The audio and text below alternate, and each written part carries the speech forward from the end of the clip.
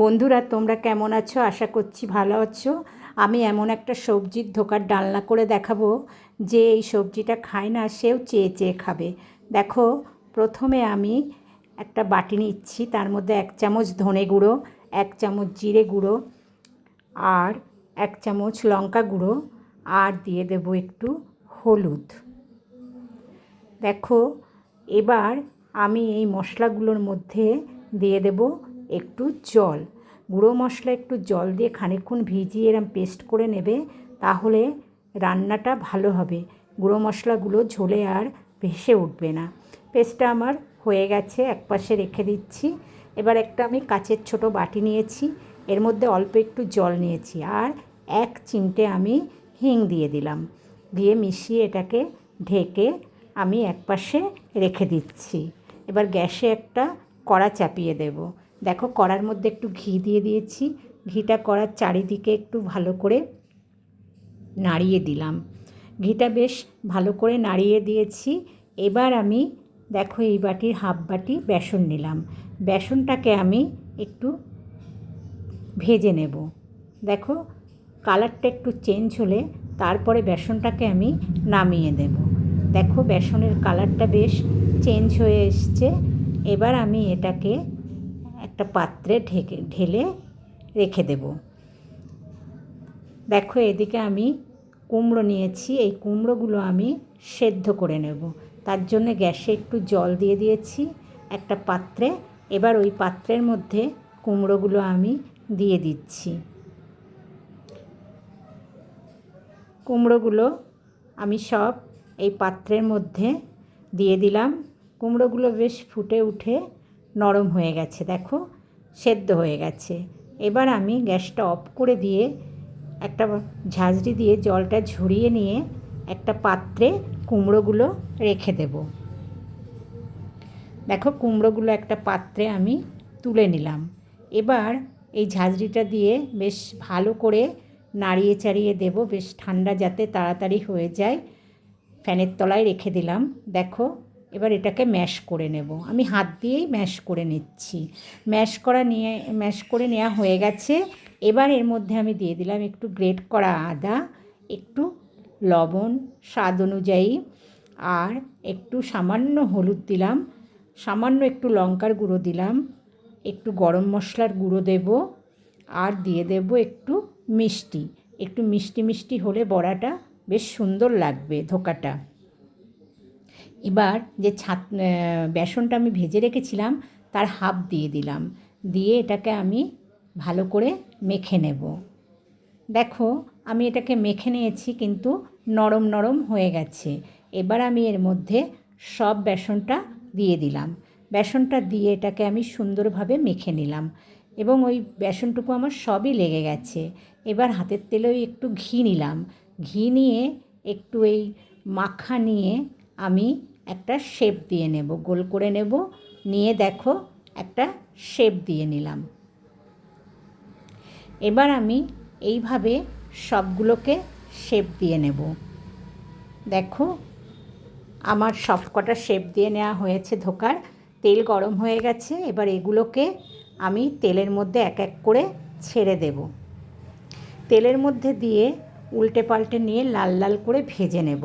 দেখো বন্ধু, এগুলো আমার ভেজে নেওয়া হয়ে গেছে। আর কত সুন্দর দেখতে হয়েছে, মনে হচ্ছে এখনই খেয়ে নিই। সব কটা আমি তুলে নেব। আর এই বড়াগুলোরও খুব সুন্দর টেস্ট হয়। এরকম করেও তোমরা খেতে পারো, ডালের পাতে কিংবা শুধু ভাতের সঙ্গে। আবার অন্য যেগুলো রয়েছে শেপ দেওয়া, সেগুলোও আমি ভেজে নেব। আমি কড়াই দিয়ে দিচ্ছি। দেখো, আমার সবগুলো লাল লাল করে উল্টে পাল্টে নিয়ে ভেজে নেওয়া হয়ে গেছে। এবার যে তেলটা ছিল সেই তেলের মধ্যে আমি একটু গোটা গরম মশলা ফোড়ন দিয়ে দিলাম, দুটো তেজপাতা দিলাম আর একটু জিরে দিয়ে দেব, গোটা জিরে। এবার মশলাটাকে একটু ফোড়নটাকে একটু নাড়িয়ে দিচ্ছি। ফোড়নটাকে নাড়িয়ে দিয়ে আমি এবার আলুগুলো আমি দিয়ে দিলাম এর মধ্যে। আলুগুলো আমি সব দিয়ে দিলাম, দিয়ে একটু নাড়িয়ে নিচ্ছি। এবার আমি এর মধ্যে থেকে তেজপাতা দুটো তুলে দেব, কারণ ফোড়নটা দেয়া হয়ে গেছে, তেজপাতা তুলে নিলে কোনো অসুবিধা নেই। দেখো আলুগুলো আমার লাল লাল করে ভেজে নেওয়া হয়ে গেছে। এবার আমি এর মধ্যে দিয়ে দেব যে মশলার পেস্টটা করে রেখেছিলাম, সেই পেস্টটা দিয়ে দিলাম। পেস্টটা দিয়ে এবার এর মধ্যে আমি দিয়ে দেব মিষ্টি, কারণ নিরামিষ তরকারিতে একটু মিষ্টি না দিলে ভালো লাগে না। আর দিয়ে দেব স্বাদ অনুযায়ী লবণ। মিষ্টি লবণটা তোমরা তোমাদের স্বাদ অনুযায়ী দিও। আর একটা টমেটোর হাফ গ্রেট করে এর মধ্যে দিয়ে দিলাম। এবার যে বাটিটায় মশলা আমি পেস্ট করে রেখেছিলাম সেই বাটিটা ধুয়ে একটু জল দিয়ে দিলাম। এবার এটাকে যতক্ষণ না তেলটা সেপারেট হবে ততক্ষণ এটাকে আমি কষে নেব। দেখো তেলটা সেপারেট হয়ে গেছে, আমার বেশ সুন্দর করে কষে নেওয়া হয়ে গেছে। এবার আমি এর মধ্যে দিয়ে দেব পরিমাণ মতন জল, কারণ আলুটা প্রায় 80% সেদ্ধ হয়ে গেছে ভাজাতেই, আমি ঢাকা দেব না তার জন্য।